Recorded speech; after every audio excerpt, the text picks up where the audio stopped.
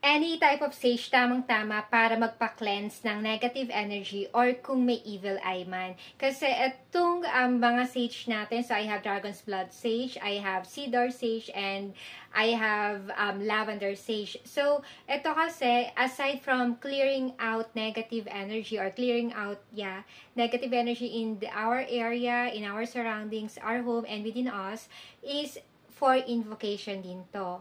And then, ito naman for grounding and protection. And then, ito naman for our emotional support. So, itong tatlong to, any sage, pwede mong gamitin to kung gusto mo i-clear out yung negative energy. Halimbawa, may bisita ka sa bahay, tapos saramdaman mo parang heavy yung energy, mabigat yung loob mo or pakaramdam mo.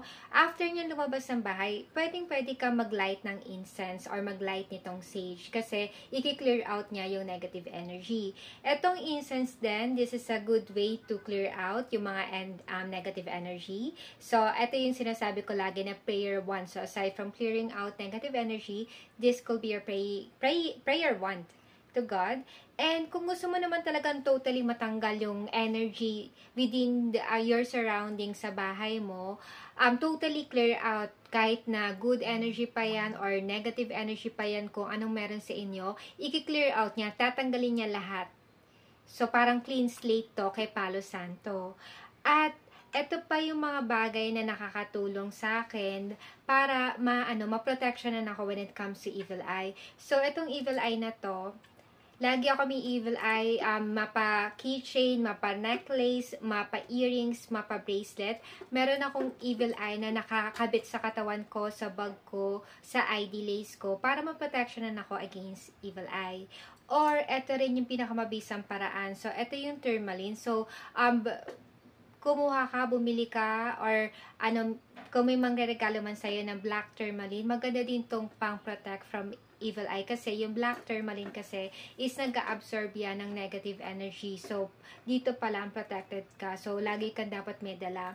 Pero alam mo, yung pinakamabisang paraan para ma-protectionan ka sa evil eye is of course, prayers.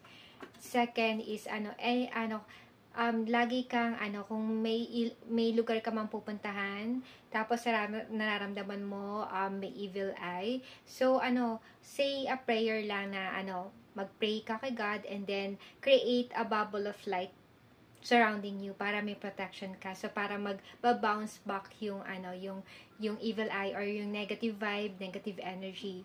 So yun, kailangan prayer ka, say a little prayer in your mind, in your heart, and then create a bubble of light or bubble of protection around you.